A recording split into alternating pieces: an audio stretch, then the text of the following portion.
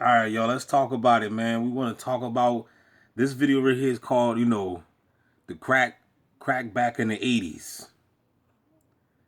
And I know a lot of y'all might be young, so you might not. I was brought up in the '80s, man. That was my young buck adolescent days, and I remember the crack era. Of course, I didn't understand it at that time. You know what I'm saying? But I saw what it done to black folk. Check this brother's check his testimony. One thing I like about this brother right here, he's telling the honest truth. Let me see my closed caption is up there. My closed caption on. All right, let's get it. They called me years ago and asked me to interview him. The reason I called you was I felt that the story of crack had to be told in such a way that people would see its effect, its devastating effects on the young people of our communities. My own personal experience with crack has been one of, how could I say, complete madness. My first 9 months in using crack, I spent over $50,000, which included... Say that again, please. My first 9 months of involvement with crack, I spent over $50,000. $50,000. You hear it, y'all? $50,000. $50,000. Where did you get this kind of money from? Well, some of it was money that I had saved up. I was currently working as an engineer for a communications firm, earning $35,000 a year. I would spend my entire paycheck in one night on crack. And this is in the '80s, so 35,000 was decent back then. You know what I'm saying? Especially if you was colored. So after my pay was gone, I would go to the bank and I started to deplete my savings. Who turned you on to crack? White man. An old girlfriend of mine, one evening, had invited me to take a ride with her. And we did so. And she bought some crack. And we went back to her place. And she began to smoke and asked me if I wanted to try it. So at first I was a little bit reluctant, but then I said, all right, well, I'll give it a try. And my very first night, I believe I spent $60. The next morning, I was at the bank's door before it opened, and I spent another $400. Tell me what it was like, that first blast. It's unlike anything I've ever experienced in my life. It's really, there's not even any words really to describe it. It's a feeling so intense and so pleasurable that I've seen it cause people to spend their last penny. I've seen people spend their rent money, their food money, their everything. You mean from that first time you were gone? Yes. That first hit, to me, was so immense and so unlike anything I'd ever had in my life that I just had to try it again. Had you ever had any involvement with drugs leading up to that? Well, having lived in California for a few years and having been with the Hollywood set, I had tried cocaine on occasion. And crack is something that would cause you to put cocaine down. Crack is so much more of a high. That crack and that baking soda, man. Something about it. To it, so much more of a rush that most people who start using crack usually stop sniffing cocaine. You make a big distinction. Or should I say cocaine and baking soda? Between crack and cocaine, don't you? So to speak, they're really the same drug, but it's how it's administered. Cocaine being sniffed and entering the blood system through the nasal and mucous membranes of the nose. Crack is smoked, inhaled into the lungs, and therefore in 5 to 10 seconds causes an immense rush to the head. You say the Hollywood set. Without naming names, what kind of scene did you get into out there? Well, I attended parties in Hollywood where cocaine was passed around in bowls like they were hors d'oeuvres. They were all kinds of different brands of marijuana. No, it wasn't the Diddy parties, y'all. Marijuana, reefers, whatever you want to call them, in 5-pound cigar boxes. And it was just like you were at a party, but the hors d'oeuvres were drugs. These are actors and actresses. Yes. Names. Some named people. Some named people on some top-rated shows. And you just dived right into this whole set. Well, not really. I just kind of eased into it. And once you do, it was the in thing to do, and all Hollywood was ablaze with it. So if you didn't, you were more of an outcast, I guess, than if you did. And then you came back east. I came back east. Still hadn't heard about crack yet. Still hadn't heard about crack yet. I think Richard Pryor's experience was really opened up a lot of people's eyes to what freebasing was all about. And crack is just more so a marketing technique by the by the pushers. They package it pretty well these days. And it makes it a little bit more appealing, but it's basically the same thing. And so you say that after that first night of $60, you went back to the bank the next morning, got the next morning, spent another $400, and my checking account was consistently overdrawn. I would go to the cash machine and take out my maximum for the day, and I would go to the bank and cash a check against money that the bank thought I still had, and my account was constantly overdrawn, and it stayed that way. I'm self-employed now because I've been unable to hold a job. I recently had a job that was paying me $33,000 a year, and it lasted 2 weeks. My first 2 weeks. Wait a minute. Tell me what happened with this job. Well, I reported to work on Monday. On Tuesday, I made a mistake of stopping at the crack house before I went to work. All right. So I was absent Tuesday. I was absent Wednesday. I figured, well, I better shape up or I won't be here much longer. So Thursday and Friday, I went to work.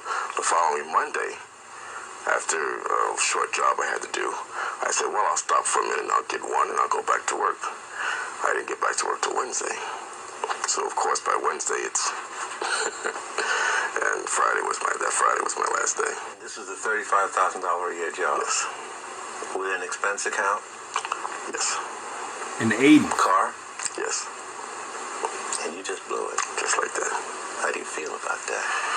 Well, I have a portable skill which I could go out tomorrow and get another job if I wanted to. I feel bad about it.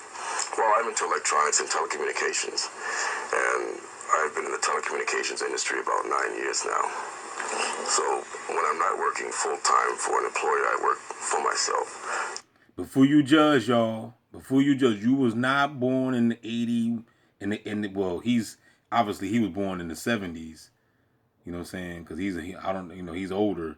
You know what I'm saying? So, like he said, he was around people that was doing it. Everybody was doing it. So you got to deal with the peer pressure. You know how it is. You growing up, everybody passing the beer bottle around.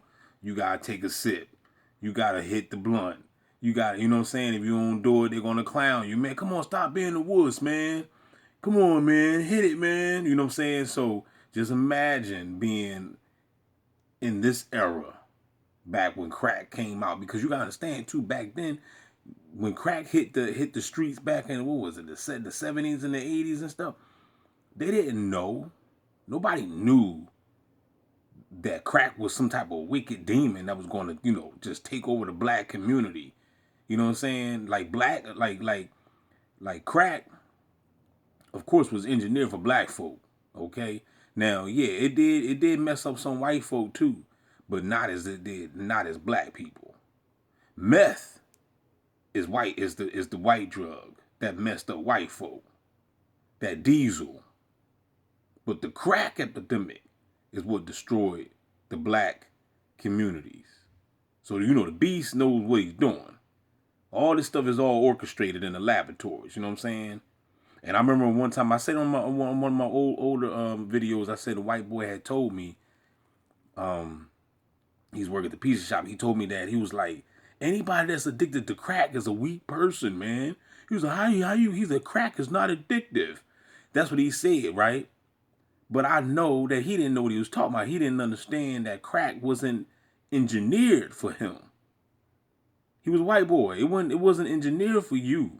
Crack was engineered for the black man. It was something about that crack and that melanin. You know what I'm saying? When that mixture, man, these black folk couldn't get off of it, man. It was a serious epidemic back then. Black women were selling their babies to get that rock. This is a fact. I'm not making this up, dog. This was really, really going on. He gonna speak about it. Doing consulting and other jobs, installation. What specific skill do you have in telecommunications? What do you do? Well, I'm trained as what they call a switchman. I oversee telephone company electric offices, switching systems. When you pick up your telephone and make a phone call, it goes to a central office at the phone company. Well, that piece of equipment at the phone company that does all the switching of these telephone calls is which I maintain. The person who tries to work and maintain themselves with a situation such as crack, it's two just don't mix. It's like water and oil. Am I to conclude that you're finished with it?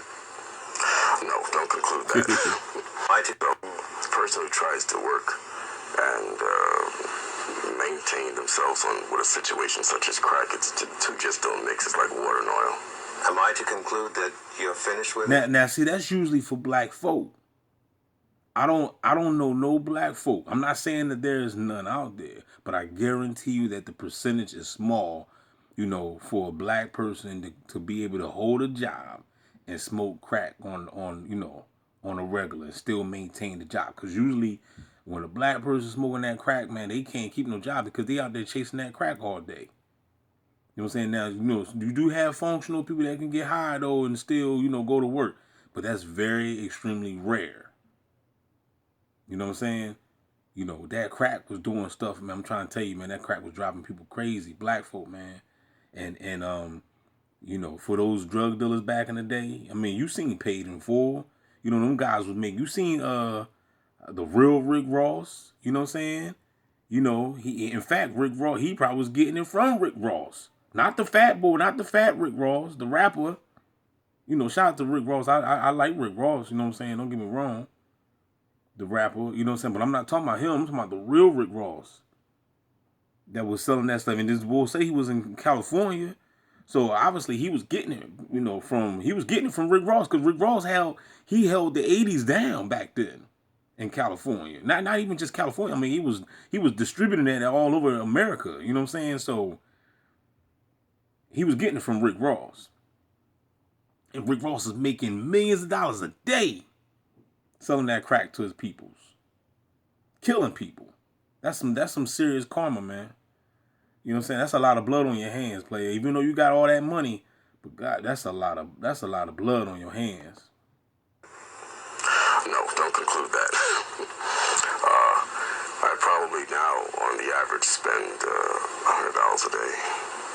It's about He said $100. That's not violent.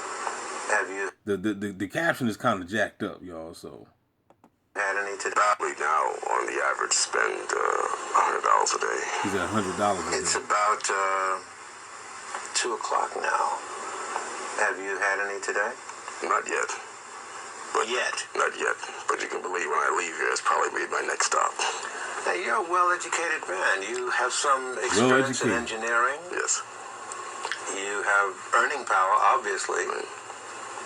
Why would you be fooling with this stuff? You can stand by and see what's happening to your own life, can't you? I used to say the same thing. I used to witness people, and even people who were close to me, have their lives destroyed by it. And I used to witness people sit in these places and spend their last penny. And I say to them, how could you do such a thing, you know? But once you have tried it, you become the anchor banker, you understand. It really... Go watch, for y'all new cats, y'all young bucks, go watch Wesley Snipes' New Jack City.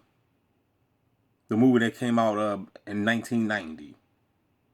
It speaks about the crack epidemic. Go watch that, okay? That was a real movie. It's that much of a feeling or a sensation that it has wrecked lives, careers, broken up homes. It's just something you can't really describe. What kind of shape is your life in now? Well, I've been a little bit more fortunate than most that I have a roof over my head. Some people who are into crack usually pay their rent months in advance so they don't get evicted, the smart ones. Yeah. Because, believe me, brother, if whatever money you have in your pocket you walk in there with, you're not going to walk out with it. Darn. So How much do you have on you now? a little over $200. And you're going to blow all of that? I'm getting all that. What's the most you've used in a day? The most I ever spent was $1,300 in 6 hours. Darn. $1,300. $1,300 in 6 hours. You heard the man. I can't even describe it. I defy anyone to try and tell me it's not the most pleasurable thing that they've ever experienced in their life. However, I would never tell anyone to take it. But once they have, I dare them to tell me that that's not the best feeling they've ever had. You love it, don't you? Well, I don't know if I'd say I'd love it, but Well, if it's the best feeling you've ever had, you know what most people automatically think. Right. And it's better than that? yes, He said, better than that. he said it's better than the cho cha. It's He said crack is better than the cho cha. nice. Now, I'm going to come down hard on you. Crack has made you its punk, hasn't it?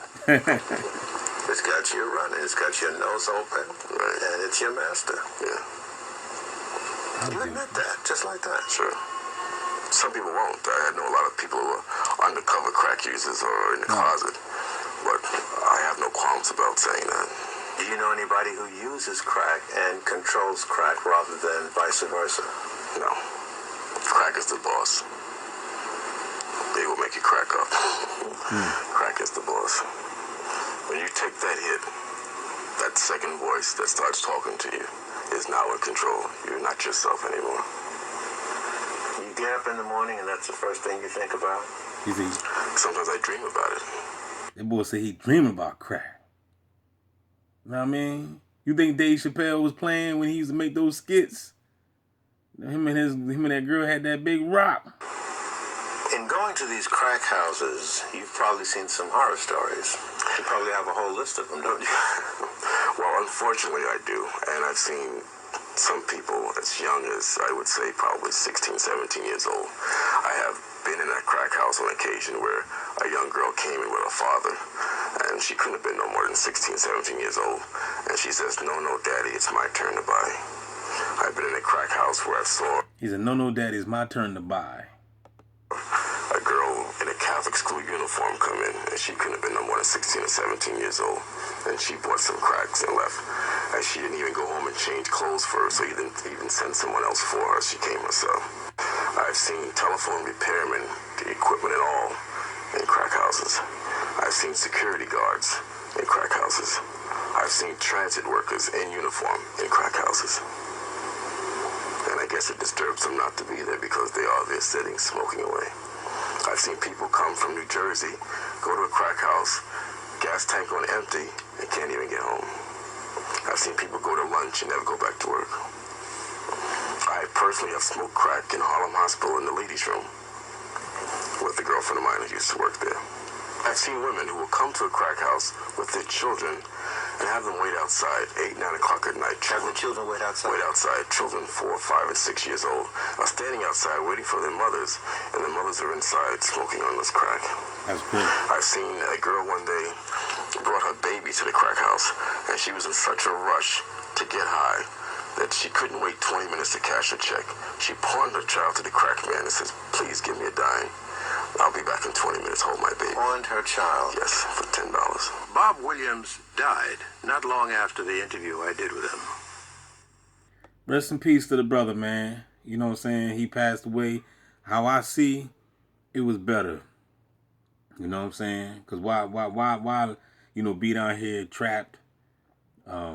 I don't know what his afterlife going to be. I don't know what kind of repercussions you're going to receive. I don't know. You know what I'm saying? But like I said, do not judge, y'all. Do not, cast stones, because that could be you. It could have been you, man. You know what I mean? If you was brought up, look at it. This another video. I'm gonna save that one. I'm gonna say, if y'all want to see more about this, there's another video just popped up called Crack Babies 1980. You know what I'm saying? I'm gonna do a part 2. Stay tuned, y'all. If you want to see some more, holla back, y'all. Let me know what you think, man, about this. There's something about that cocaine and that baking soda. It would drive a black man or a black woman crazy. Now, like I said, I done had white men. I done heard white people say that, it didn't do. It wasn't addicted to them. So, there's a difference, you know what I'm saying? But like I said, that meth is what got them. That crack is what got the black. Crack got the black. Hey, man, holla back, y'all. We out.